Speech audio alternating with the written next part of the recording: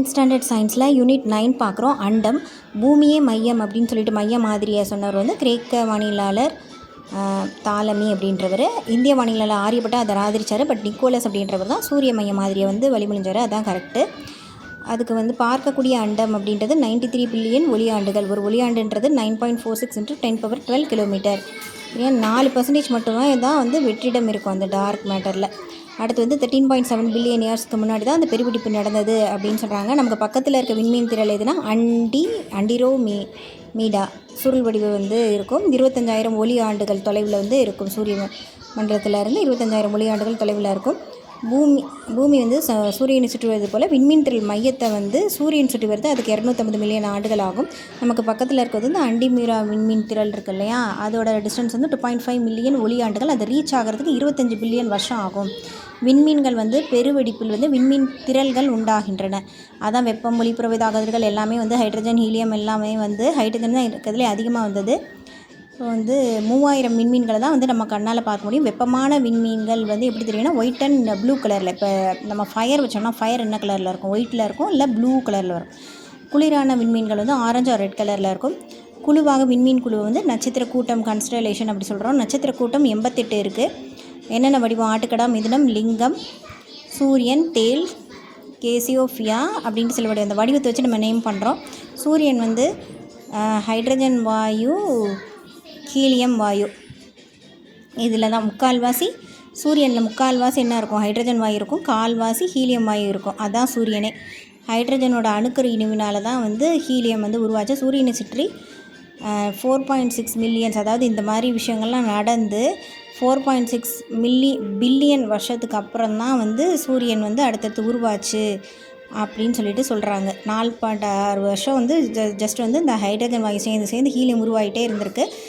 அப்புறம் வந்து 4.6 பில்லியன் இயர்ஸ்க்கு அப்புறம் தான் சூரியன் உருவாச்சு. சூரியன்லேயே 4 லெட்டர் இருக்கா, ஸோ 4.6.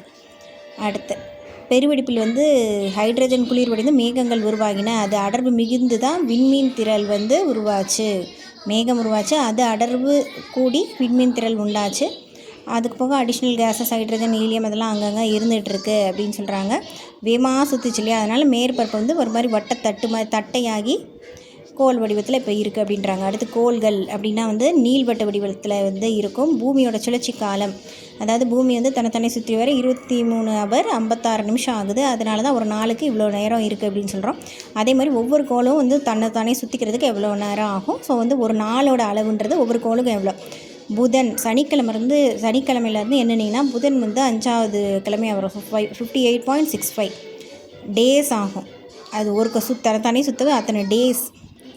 அடுத்து வெள்ளி வந்து 243 143 மாதிரி 243 ஞாபகம் வச்சுக்கணும். அடுத்து பூமி அப்படின்றது வந்து நமக்கே தெரியும் 23.93 ஒரு நாளைக்கு. ஒரு 24 ஹவர்ஸ் கொஞ்சம் கம்மி. அடுத்து 4 நிமிஷம் கம்மி, ஓகேவா. அடுத்து செவ்வாய் அதை வந்து செவ்வாய் வந்து பூமிக்கு அடுத்தது செவ்வாய். மார்ஸு எல்லாம் வந்து நம்ம மாதிரியே தான் இருக்கும்னு சொல்கிறோம் இல்லையா, ஸோ கொஞ்சம் தான் வேறுபடுது. 24.62. அடுத்து வியாழன் இப்போ என்ன சொல்லுவாங்கன்னா வியாழக்கிழமை ஆகிட்டா 9 மணிக்கெலாம் தூங்க சொல்லுவாங்க. அடுத்த நாள் ஸ்கூல் இருக்குது 9.92. இதே சனிக்கிழமை ஆச்சுன்னா அடுத்த நாள் சண்டே லீவு தானே 10:30 வரைக்கும் முழிச்சிருப்பாங்க. ஸோ 10.23 அப்படிங்க வச்சுக்கணும். அடுத்து யுரேனஸ், நெப்டியூன் இது சம்மந்தமே இருக்க தனியாக இருக்கும். 17-18 மணி அப்படின்னு சொல்லிட்டு. முதல்ல வந்து 4 கோள்கள் வந்து சூரியனுக்கு பக்கத்தில் இருக்கிறது உட்புற சூரிய மண்டலம் அப்படின்றாங்க. அடுத்து வந்து அதாவது சனிக்கும் யுரேனஸ்க்கும் இருக்க டிஸ்டன்ஸ் வந்து பூமிக்கும் செவ்வாய்க்கும் இருக்க டிஸ்டன்ஸை விட 20 டைம் இருக்குமா. அது அவ்வளோ வெளியே இருக்குது நம்மளை விட அப்படின்னு சொல்கிறாங்க. சரியா, சனிக்கும் யுரேனஸ்க்கும் இருக்க டிஸ்டன்ஸு பூமிக்கும் செவ்வாய்க்கும் இருக்க டிஸ்டன்ஸை விட 20 டைம்ஸ் தான். ஸோ வந்து அடுத்து புதன், வெள்ளி, புவி, செவ்வாய் உட்புற கோள்கள், நிலம்சார் கோள்கள், பாறை கோள்கள் அப்படின்னு சொல்கிறாங்க. ஒத்த அமைப்பு கிட்டத்தட்ட இருக்கும் அதுக்கு அப்படின்ட்டு. வியாழன், சனி, யுரேனஸ், நெப்டியூன் இது வந்து வெளிப்புற கோள்னு சொல்கிறாங்க. அது வந்து வாயு பெருங்கோள்கள், வாயு கோள்கள் அப்படின்னு சொல்லுவாங்க. இதில் H2 ஹீலியம் வாயு தான் வந்து அடர்வு மிகுந்து இருக்கும் அப்படின்னு சொல்கிறாங்க. அடுத்து 4 உட்புற கோள்கள் வந்து வளையங்கள் கிடையாது. வெளிப்புற கோள்களுக்கு தான் வந்து வளையங்கள் இருக்குது. அது வந்து பனியால் மூடப்பட்ட பாறை துகள்கள்னால உருவாகுது. புதன் வந்து சன்னுக்கு நேரில் இருக்குது இல்லையா, அது வந்து பாறைக்கோள். பகலில் வந்து வெப்பம் அதிகமாக இருக்கும், இரவில் வந்து குளிர் அதிகமாக இருக்கும். புதன் மங்களா சிறியதாக வந்து தொலைநோக்கியால் தான் பார்க்குற மாதிரி இருக்கும். ஈஸ்ட் அண்ட் வெஸ்ட் மட்டும் தான் கீழ்வானத்துலேருந்து காண முடியும். இது வந்து புதன் கோளை பற்றினது. அடுத்து வெள்ளிக்கோள் பற்றினது வந்து இதில் என்னென்ன கேட்பாங்க அப்படின்னா, இது வந்து பூமி அளவை ஏற்றுது. ஓகே, அதிக வெப்பமான கோள் எது? அப்படின்னா வெள்ளி. வெள்ளிக்கிழமை தான் விளக்கேற்றுவோம். ஸோ வெப்பநிலை அதிகமாக இருக்க கோள் எதுனா வெள்ளி. சரியா? நிலவுக்கு அப்புறம் பிரகாசமாக தெரிகிற கோள் எது அப்படின்னாலும் வெள்ளி. எல்லாம் விளக்கேற்றினா பிரகாசமாக இருக்கும். அடுத்து இது வந்து மற்ற கோள் மாதிரி இல்லாமல் ஆப்போசிட் திசையில் சுழலும். வெள்ளினாலே ஒரு ஸ்பெஷல்னு தனியாக வச்சுருவாங்க. ஸோ வந்து மற்ற மாதிரி இல்லாமல் ஆப்போசிட் மேற்கில் சூரியன் தோன்றி கிழக்கில் வந்து மறையும். வெறும் கண்ணால் காண முடியும்னா முடியும், ஏன்னா பிரகாசமாக இருக்குல்ல. அடுத்து வந்து கிழக்கு மேற்கு வந்து கீழ்வானத்துலேருந்து காண முடியும். அதிகாலையில் வானத்தில் தெரியும் கோள் இல்லைன்னா மொதல் இருக்க 2 கோள் தான், புதனும் வெள்ளியும் தான் வந்து அதிகாலையில் வானத்தில் தெரியும் கோள்கள். அடுத்து பூமி மீது உள்ள நிலப்பகுதியில் வந்து ஒளி எதிரொலிச்சு தான் வந்து அது நீலம் கலந்த பச்சை கலரில் நம்ம பூமி தெரியுது. அடுத்து செவ்வாய், பூமியின் சுற்றுப்பாதைக்கு வெளியில் அமைந்துள்ள கோள் வந்து வெளியில் அமைந்துள்ள முதல் கோள் இந்த மார்ஸ், நமக்கு தெரியல. முதல் கோள் செவ்வாய், இது ரெட் கலரில் இருக்கும். அடுத்து வந்து இது வந்து டீமோஸ் ஃபோமோஸ் அப்படின்ற 2 துணைக்கோள்கள் இருக்கும். இந்த செவ்வாய் தோஷம் இருக்குதுன்னு சொல்லிட்டாங்கன்னா என்ன பண்ணுவாங்க, டிமோட்டிவேட் பண்ணிக்கிட்டே இருப்பாங்க. எங்கேயாவது அந்த கோயிலுக்கு போய் இந்த கோயிலுக்கு போக சொல்லிட்டே இருப்பாங்க. 2 துணைக்கோள்கள் அப்படி ஞாபகம் வச்சுக்கலாம். அடுத்து வியாழன் வந்து இருக்கிறதுலே பெரிய கோள் எதுனா வியாழன் கோள். பூமியை விட 11 மடங்கு பெருசு, 318 மடங்கு எடை வந்து நம்ம இதை விட கூட. வியாழன் கோளில் வந்து 3 வளையம் வந்து இருக்குது. சரியா? வியாழன் கோளில் 3 வளையம் இருக்குது, 65 நிலவுகள் இருக்குது. இது நிலவான காணிமேடு தான். நிலவு தான் சூரிய நிலவு வந்து சூரியன் குடும்பத்திலே பெரிய நிலவு அப்படின்னு சொல்கிறாங்க. வியாழக்கிழமை சில பேர் வந்து இந்த பூஜைலாம் பண்ண போவாங்க. ஸோ வந்து கையில் அவங்களுக்கு வந்து 3 கயிறு கட்டி விடுவாங்க. 65 நிலவுன்னு ஞாபகம் வச்சுக்கணும். காணிமேடு இருக்கிறதுல பெரிய கோள் தான். ஸோ அதுக்கு பெரிய நிலாவும் இதில் தான் இருக்கும். காணிமேடு சூரிய குடும்பத்திலே பெரிய நிலவு. அடுத்து சனி, வளையங்களுக்கு பேர் போனது. சனிக்கிழமை ஆகிட்டாலே என்ன பண்ணுவாங்க, பெருமாள் கோயிலுக்கு போய் நிறைய கயிறாக கட்டிகிட்டு வந்துடுவாங்க. ஸோ வளையங்களுக்கு பேர் போனது சனி. இது வந்து மஞ்சள் நிறம். வியாழனுக்கு அடுத்த சைஸ் எதுனா சனி தான். இது வந்து மஞ்சள் நிறத்தில் வந்து இருக்கும். சரியா? மஞ்சள் நிறத்தில் வந்து இருக்கும். வாயுக்கோளில் வந்து 2வது பிக்கஸ்ட்டு கோள் எதுனா வந்து வியாழனுக்கு அடுத்து சனி தான். ஓகேவா? மஞ்சள் வந்து இந்த சனி பகவானுக்கு வந்து இது பண்ணுறதுக்காக மஞ்சள்லாம் அந்த தீயில் போட்டுட்ருப்பாங்க. ஸோ அப்படி ஞாபகம் வச்சுக்கோங்க. சனி வந்து 60 நிலவுகள் வந்து இருக்கும். இது வந்து 2வது பெருசு இல்லையா, அது 65னா இது 60 நிலவுகள் இருக்கும். இதில் தான் டைட்டன்ற நிலவு இருக்கும். இங்கே டைட்டன்ற நிலவு தான் வந்து மேகங்களுடன் கூடிய ஒரே நிகழ்வு. டைட்டன் தான் மேகத்தோடு இருக்கும். இந்த அவெஞ்சர்ஸ் படம் பார்த்திங்கன்னா டைட்டன் சொல்லிட்டு ஒன்று வரும், ஒரு இடம், அங்கே பார்த்தா மேகமாக மூவ் ஆகிட்டே இருக்கும். ஸோ இது வந்து அடர்த்தி குறை, வெயிட்டு தான் கூடிய தவிர அடர்த்தி குறை பூமியை விட 3 மடங்கு குறைவாக தான் இருக்கா. 30 மடங்கு குறைவு தான் அடர்த்தி. சரியா? யுரேனஸ் அப்படின்னு வந்து குளிர்மிகு வாயுப்பெருங்கோள். அடுத்து வந்து யுரேனஸ், நெப்டியூன், ப்ளூட்டோ, கடைசி 3 தானே இருக்குது. ஸோ வந்து இங்கெல்லாம் குளிர் ரொம்ப வந்துடும் சூரியனை விட டிஸ்டன்ஸில் இருக்கனால. ஸோ குளிர்மிகு வாயுப்பெருங்கோள் பெரிய தொலைநோக்கு மூலமாக தான் காண முடியும். மிகவும் சாய்ந்த கோள் அச்சு வந்து இருக்குது. இப்போ யூன்னு போட்டுக்கிட்டீங்க வச்சுக்கோங்க, யூன்ற லெட்டரே வந்து நடுவில் ஒரு கிரிப்பே இல்லாமல் அப்படி எப்படினாலும் ஆடுற மாதிரி இருக்கும். ஸோ வந்து சுழல் அச்சு வந்து சாய்ஞ்சு இருக்கும். ஸோ உருண்டோடுவது போல் இருக்கும். கோடை குளிர் அதனால் நீண்டு இருக்கும். 42 வருஷத்துக்கு ஒருக்க தான் வந்து கோடை குளிர் எல்லாமே 42 வருஷத்துக்கு ஒருக்க தான் வரும். லெட்டர்ஸ் பார்த்திங்கன்னா 1 2 3 4 லெட்டர்ஸ் தான் இருக்குது. 42 வருஷம். அடுத்து நெப்டியூன் வந்து பார்த்திங்கன்னா நெப்டியூன் வந்து க்ரீன் கலரில் இருக்க விண்மீன். சரியா? இது வந்து 8வது இது. அடுத்து வந்து காற்று நிறையா வீசக்கூடியது. 248 வருஷத்துக்கு ஒருக்க தான் ப்ளூட்டோ வந்து இதன் சுற்றுவட்ட பாதைக்கே வரும்.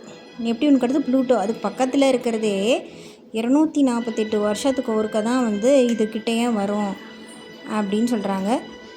20 வருஷம் வந்து இந்த மாதிரி வந்து தொடருது அப்படின்றாங்க. அடுத்து இதில் வந்து 13 நிலவுகள். சரியா? 13 நிலவுகள்.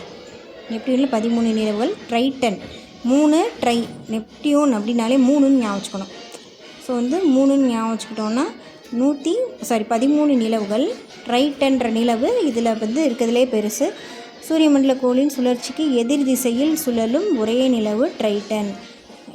அது வந்து இந்த கோளே வந்து வெள்ளியே வந்து ரிவர்ஸில் சுற்றும். ஆனால் இதில் வந்து சூரிய கோளின் சுழற்சிக்கு எதிர் திசையில் சுழலும் நிலவை பற்றி தான் பேசுகிறாங்க, ட்ரைட்டன். சரியா? அந்த ட்ரெயின் 3 பேர் இருந்தாங்கன்னு வச்சுக்கோங்க. ஒவ்வொருத்தரும் ஒவ்வொரு மாதிரி தான் இருப்பாங்க, ஒரே மாதிரி இருக்க மாட்டாங்க, மாறி இருப்பாங்க. ஸோ ட்ரெயின் வரும்போது அதுதான் மாறி சுற்றுற நிலவு. சரியா? அடுத்து மற்ற பொருட்கள் சிறுகோள்கள் வந்து செவ்வாய் வியாழனுக்கு இன்பிட்வீனில் இருக்க வந்து நிறையா மூவ் ஆகும். இதில் வந்து லட்சக்கணக்கில் பாறை துண்டுகள் சிறுகோள்களாக இருக்குது. சிறுகோள்கள் வந்து ஒரு பெரிய சிறுகோள் எது அப்படின்னா செரஸ். சரி, அதோட டயாமீட்டர் வந்து 946 கிலோமீட்டர். 50 பில்லியன் வருஷத்துக்கு ஒருக்க தான் வந்து இது பூமி மீது வந்து மோதும் அப்படின்னு எனக்கு 10 கிலோமீட்டர் வித்தோட வந்து இது இருக்கும், பெரிய தொலைநோக்கி மூலமாக தான் காண முடியும் அப்படின்னு சொல்கிறாங்க. சரியா, தெரஸ் பெரிய சிறுகோள் வந்து பெரஸ் 946 கிலோமீட்டர், 50 வருஷத்துக்கு ஒருக்க வந்து பூமி மேலே மோதும். விண்மீன்கள் வால் இருக்கிறது தான் விண்மீன் தெரியும். அதிக நீள்வட்ட பாதை சுற்றி தூசு பனி நிறைந்த பொருட்களே விண்மீன்கள். தூசு பனி சேர்ந்து தான் வந்து வால் விண்மீன்களாக வருது. இதோட சுற்றுக்காலம்ன்றது அதிகம். இது வந்து சூரியனுக்கு அருகில் வரும்போது வந்து ஆவியாகி தலை வால்னு உருவாகும். பெரிய வால் விண்மீன் தான் வந்து இந்த காமெட் அப்படின்றது வந்து. இதோட வால் வந்து 16 கோடி 160 மில்லியன் கிலோமீட்டர், 16 கோடி கிலோமீட்டர் வந்து நீளமான வால் இருக்கும். இது பூமிக்கும் சன்னுக்கும் இடைப்பட்ட தொலைவை விட கூட இது அதிகன்றாங்க. பல வால் விண்மீன்கள் குறிப்பிட்ட டைம் இன்டர்வெல்லில் மீண்டும் தோன்றுபவை. ஹாலின்ற விண்மீன் தான் வந்து 76 வருஷத்துக்கு இருக்குது. இது எப்போ வந்து, அதாவது 1986 தான் ஃபஸ்ட்டு. யாராவது பான் வந்து 86 இருந்துச்சுன்னா ஞாபகம் வச்சுக்கோங்க. அடுத்து 62 தான் வந்து வரும். 76 வருஷத்துக்கு ஒருக்க தான் இதை பார்க்க முடியுன்றாங்க. அடுத்து விண்கற்கள், விண்வீல் கற்கள். விண்கற்கள் வளிமண்டல உராய்வினால் முழுவதும் எரிந்துவிடும். ஒரு சில கற்கள் மட்டும் தான் எரியாமல் இருக்கும். அதுதான் வந்து விண்கற்கள்னு சொல்கிறோம். துணைக்கோள் வந்து சன்னுக்கு வந்து கோளை சுற்றி துணைக்கோள், இயற்கையான துணைக்கோள் எதுனா நிலவு, ஒளியை எதிரொலிக்கும். அடுத்து வந்து புதன் வெள்ளியை தவிர மற்ற எல்லாத்துக்குமே நிலவு வந்து உண்டு. ஏன்னா இது சூரியனுக்கு பக்கத்துலேயே இருக்கனால நிலவு அதுக்கு தேவையில்லை. நம்மள்கிட்ட இருந்து தான் அடுத்து நிலவு எல்லாத்துக்குமே இருக்கும். அடுத்து நொடிக்கு 250 கிலோமீட்டர், மணிக்கு 9 லட்சம் கிலோமீட்டர் ஸ்பீடில் தான் பால் வீதியை சுற்றி வர பூமி எடுத்துக்கொள்ளும் காலம் அப்படின்றது காஸ்மிக் ஆண்டு. நொடிக்கு ஒரு நொடியில் 250 கிலோமீட்டர், மணிக்கு 9 லட்சம் கிலோமீட்டர் ஸ்பீடில் பால் வீதியை சுற்றி வர பூமி எடுத்துக்கொள்ளும் காலம் வந்து காஸ்மிக் ஆண்டு அப்படின்னு சொல்கிறாங்க. அது 225 மில்லியன் புவியாண்டுக்கு சமம். காஸ்மிக் ஆண்டு அப்படின்றது வந்து 225 புவியாண்டுக்கு சமம். எல்லாமே இங்கே 225 200 சம்திங்லேயே தான் நிறைய வரும். சுற்றியக்க திசைவேகம் 1956 சரியா, நமக்கு இங்கே ரிப்பப்ளிக் கிடச்சிட்ருக்க டைமில் ஸ்புட்னிக்னு ஒரு செயற்கைக்கோளை அங்கே விட்டுட்டாங்க. அதுதான் வந்து ஃபஸ்ட்டு செயற்கைக்கோள். அடுத்து இந்தியா வந்து 1975 ஏப்ரல் 19 விட்டுச்சு. அடுத்து இந்த 1975 இந்த 19 இங்கேயே வந்துடும் ஏப்ரல். அடுத்து 200 கிலோமீட்டர் டிஸ்டன்ஸில் வந்து 27,400 கிலோமீட்டர் அந்த வேகத்தில் வந்து 24 மணி நேரத்தில் பூமி சுற்றி வருது அப்படின்னு சொல்கிறாங்க. பூமி அதே மாதிரி 24 வந்து நிலையான ஒரு இடம் போல் ஒரு நிலையான ஒரு இதில் வந்து சுற்றிட்டு வருது அப்படின்னு சொல்கிறாங்க. 200 கிலோமீட்டர் டிஸ்டன்ஸில். ஏன் எல்லாம் 2 தான். 200 கிலோமீட்டர் டிஸ்டன்ஸில் 24,000 கிலோமீட்டர் இந்த வேகத்தில் 24 மணி நேரத்தில் பூமியை சுற்றி வந்துக்குது அப்படி சொல்கிறாங்க. இது வந்து ஃபார்முலா எல்லாத்துலேயும் யூஸ் பண்ண முடியும். புவிநிலை செயற்கைக்கோள், அதாவது ஒரு செயற்கைக்கோள் ஃபிக்ஸ் பண்ணுறாங்க அனுப்புகிறாங்க அப்படின்னா வந்து அதுக்கு ஒரு சில மெஷர்மெண்ட்லாம் பண்ணணும்ல. அதுதான் வேகம் √gm/r+h. ஜி அப்படின்றது ஈர்ப்பியல் மாறிலி கிராவிடேஷனோட ஒரு மாறிலி தான். சரியா, இதோட வேல்யூ என்னென்னா 6.67 × 10⁻11. ஓகேவா, ஜிஏ வந்து 6 மாதிரி தான் இருக்கும். 6.67 × 10⁻11. இதெல்லாம் வந்து ஒரு ப்ராப்ளம் கொடுத்தா கொடுக்கலாம், மேபி கொடுக்காமலும் இருக்கலாம். அடுத்து பூமியோட நிறை. இது வந்து நம்ம தெரிஞ்சு வச்சுக்க வேண்டியது அவசியம். நம்ம பூமியோட நிறைய நம்ம தெரிஞ்சு வச்சுக்கணும் இல்லையா. எர்த்து, ஸோ எர்த் அப்படின்னு போட்டோன்னா அதில் 5 டிஜிட் இருக்கும். ஸோ 5.972. ஸோ வந்து 6 கொஞ்சம் கம்மி தான். ஸோ 5.972 × 10⁻24 ஹவர்ஸ் இருக்குது நமக்கு. ஸோ அப்படி ஞாபகம் வச்சுக்கலாம். அடுத்து 6 பூமியின் ஆரம். இதுவும் இது ஆரம்பிக்கிற 6. So 6,371 kilometre. ஸோ இதெல்லாம் ஞாபகம் வச்சுக்கிறது நல்லது. பூமி வந்து புவி டு சேட்டலைட் இருக்க ஹைட்டு தான் ஹெச் அப்படின்னு கொடுத்துருக்குது. இது வந்து ஆரம், பூமியோட ஆரம், பூமியோட மாசு. இது கிராவிடேஷனல் ஃபோர்ஸோட மாறிலி. இது வந்து பூமி டு அந்த சேட்டலைட் ஹைட்டு. இப்போ 500 கிலோமீட்டர் உயரத்தில் வந்து ஒரு சேட்டலைட்டை ஃபிக்ஸ் பண்ணுறாங்கன்னா அது சுற்றியக்க திசைவேகம் எவ்வளோ இருக்கணும் அப்படின்னு சொல்லிட்டாங்க. வந்து ஜி நமக்கு தெரியும். ஜினாலே ஜி 6 மாதிரி இருக்கா. 6.67 × 10⁻11. இது வந்து 5.972 × 10⁻24. ஆர் வந்து 66371 மீட்டர். இது வந்து கிலோமீட்டரில் கொடுத்துருப்பாங்க. ஸோ மீட்டரில் மாற்றணும்னா வந்து எக்ஸ்ட்ரா அந்த 000 சேர்த்துக்கிறோம். மற்ற எல்லாமே நம்ம அப்படியே தான் போடுறோம்.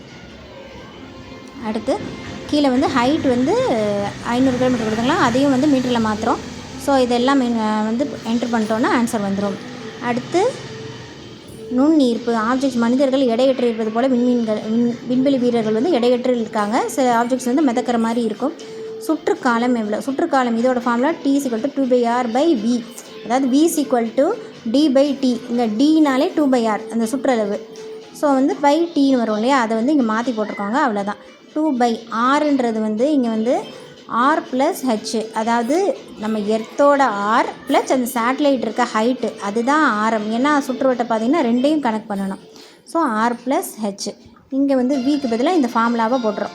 ஸோ 500 கிலோமீட்டர் உயரத்தில் இருக்க சேட்டலைட்டோட சுற்றுக்காலம் எவ்வளவு அப்படின்னா வந்து 2/r + v இல்லையா. ஸோ விக்கு வந்து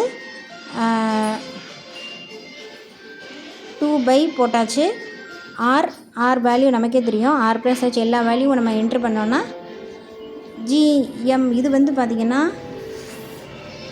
அந்த ஹைட்டை பொறுத்து மாறும் இல்லையா. ஸோ வந்து ஒரே வேல்யூ நம்ம ஃபிக்ஸ் பண்ண முடியாது. இந்த 3 வேல்யூ தான் நம்ம வச்சுருப்போம். இந்த ஹைட் வந்து அவங்க கொடுக்குற ஹைட்டை அதை வந்து என்ட்ரு பண்ணி அதுக்கேற்றுற மாதிரி தான் நம்ம வந்து கண்டுபிடிக்க முடியும். அடுத்து இங்கே வந்து v கொடுத்துருக்க வியை போட்டிருக்கோம். அடுத்து வந்து ஆரியபட்டா வந்து ரீசெண்டாக அனுப்பின சேட்டலைட்ஸ் என்னென்ன அப்படின்னு சொல்லிட்டு கேட்டிருக்காங்க. அது நோக்கங்கள் என்னென்னட்டு நம்ம வேணும்னா நெட்டில் செக் பண்ணி படிச்சுக்கலாம். அடுத்து எல்லா விண்மீன்களுமே வந்து ஈஸ்ட் டு வெஸ்ட்டு தான் வந்து மூவ் ஆகிற மாதிரி இருக்கும். ஒரே ஒரு விண்மீன் மட்டும் நகராமல் இருக்கும். அதுக்கு பேர் தான் துருவ விண்மீன் அப்படின்றாங்க. புவி அச்சிற்கு நேராக இருப்பதால் நகராமல் ஒரே பிளேஸில் இருக்க மாதிரி நமக்கு தோணுது. ஏன் ஒரு துருவ விண்மீன் நகர மாட்டேங்குதுன்னு கூட கேட்கலாம். ஏன்னா புவி அச்சிற்கு நேராக இருப்பதால் நகராமல் ஒரே பிளேஸில் இருக்க மாதிரி தெரியுது. புவியின் தெற்கரைக்குள்ளத்திலிருந்து துருவ விண்மீன் தெரியாது. கெப்லரின் விதிகள் 3 விதிகள். கெப்லர் 1600 ஜோனஸ் கெப்லர் வந்து கெப்லர் 3 விதிகள் உருவாக்கணும். சூரிய மையம் மாதிரி ஒப்பமைய கொள்கை அந்த கண்டுபிடிச்சார். முதல் விதி வந்து நீள்வட்டங்களின் விதி, செகண்ட் வந்து சமப்பரப்புகளின் விதி, 3வது ஒத்திசைவுகளின் விதி. நீள்வட்டங்களின் விதி வந்து சூரியன் கோள்கள் நீள்வட்ட பாதையில் தான் சுற்றி வருதுன்னு சொல்லிட்டு. 2வது சமப்பரப்புகளின் விதின்னா வந்து ஒரு கற்பனை கோடு போட்டோம்னா அது சேம் டைமில் சேம் டிஸ்டன்ஸ் தான் வந்து சேம் பரப்பு தான் கிடக்குது அப்படின்னு சொல்கிறது. 3வது வந்து ஒத்திசைவுகளின் விதி. அதாவது வந்து இரு கோளோட சுற்றுவாரங்களின் ஈர்படிகளின் விகிதம் வந்து சூரியன் இருந்து அது பாதியளவு பேரச்சுகளின் மும்மடி விகித இதுன்னு சொல்லிட்டு. சூரியனோட பாதியளவில் மேஜர் ஆக்சிஸ் × 3 2 × Tன்னு வச்சுக்கணும். அடுத்து பன்னாட்டு விண்வெளி மையம். விண்வெளி வீரர்கள் வந்து ஸ்டே பண்ணுறதுக்கான அந்த இடம் வந்து தாழ்வான புவிவட்ட பாதையில் 400 கிலோமீட்டர் தொலைவில் வந்து வச்சுருக்காங்க. முதல் பகுதி வந்து 1998 நிலைநிறுத்தப்படுது. கட்டுமானம் 2011 வந்து முடிஞ்சிச்சு. இப்போ 98 ஏன்னா அது ரொம்ப கஷ்டம் இல்லையா. ஸோ அதனால் 98 ஆரம்பித்து 2011 முடிஞ்சிச்சு. வெறும் கண்ணால் இதில் வந்து நடுவில் 2 டிஜிட் வரைய மாதிரி இருக்கும். லாஸ்ட் 2 டிஜிட் வரைய மாதிரி நான் வச்சுக்கலாம். 1998 to 2011. வெறும் கண்ணால் மனிதனால் உருவாக்கப்பட்ட பெரிய கோள் வந்து இதுதான் அப்படின்னு சொல்கிறாங்க. 2000 மனிதர்கள் வந்து அதில் போயிருக்காங்க. 6 பேர் எப்போவுமே வந்து 2024 28 6 பேர் கண்டிப்பாக அங்கே இருந்துகிட்டே இருப்பாங்க அப்படின்றாங்க. பன்னாட்டு விண்வெளியோட பயன்கள் என்னென்ன? அமெரிக்கா வந்து நாசா இருக்குது. அந்த மாதிரி நிறைய அதோட பயன்கள் நீர் சுத்திகரிப்பு முறைகள் டெக்னாலஜிஸ் வந்து அங்கே நிறைய யூஸ் பண்ணுறாங்க. நீர் தட்டுப்பாடு இருக்க பிளேஸில் சொல்லலாம். இந்த மாதிரி மேம்படுத்தப்பட்ட நீர் வடிகட்டுதல் சுத்திகரிக்கும் முறைகள் இதெல்லாம் வந்து பயன்படுத்துறது மூலமாக என்னென்ன முறைகள் இருக்குது? WRS நீர் மீட்பு அமைப்பு, OGS ஆக்சிஜன் உருவாக்கும் முறை. இதெல்லாம் வந்து ஒரு ஈராக்கில் இருக்க ஒரு வில்லேஜையே வந்து சேவ் பண்ணியிருக்கு அப்படின்னு சொல்கிறாங்க. அடுத்து வந்து கண்ணை தொடரும் டெக்னாலஜி. இது வந்து கண்ணை தொடர்புகளில் பல லேசர் அறுவை சிகிச்சைகளை பயன்படுது. இயக்க குறைபாடு பேச்சில் குறைபாடு இருக்கவங்களுக்கெல்லாம் வந்து அந்த கண்ணோட அசைவை வச்சே அவங்க இண்டிபெண்ட்டாக வந்து வாழ்கிறதுக்கு வழிவகுக்குதுன்றாங்க. ரோபோட்டிக் ஆர்ம்ஸ் வந்து தனியாக இது வந்து அறுவை சிகிச்சையில் ஆப்ரேஷன் மூலமாக அகற்ற முடியாத கட்டிகளை அகற்றுறதுக்கு, அப்புறம் வந்து உடல் பயாப்சி பண்ணுறதுக்கு எல்லாமே வந்து உடல் திசு ஆய்வு பயாப்சி பண்ணுறதுக்கு யூஸ் ஆகுது ரோபோட்டிக் ஆர்ம்ஸ். அடுத்து மேம்படுத்தப்பட்ட தடுப்பூசிகளை உருவாக்க பயன்படுது. மேம்படுத்தப்பட்ட தடுப்பூசிகள் உருவாக்க பயன்படுது. மார்பக புற்றுநோய் கண்டறிதல் அது சிகிச்சைக்கு பயன்படுது. அணுக முடியாத பகுதிகள் மீளி கருவிகளை அனுப்பி செக் பண்ணுறதுக்கு பயன்படுது. பன்னாட்டு விண்வெளி மையமும் பன்னாட்டு கூட்டுறவும் 16 டிஃப்ரெண்ட் கண்ட்ரீஸில் 5 விண்வெளி நிறுவனங்கள் வந்து ஒத்துழைத்து நாசா அமெரிக்காவில் இருக்குது தெரியும். ரோஸ்கோமாஸ் எல்லாம் அந்த பேரோட ஒரே மாதிரி வரும். ஆர்னா ரஷ்யா, ஈனா யூரோப் ஐரோப்பா.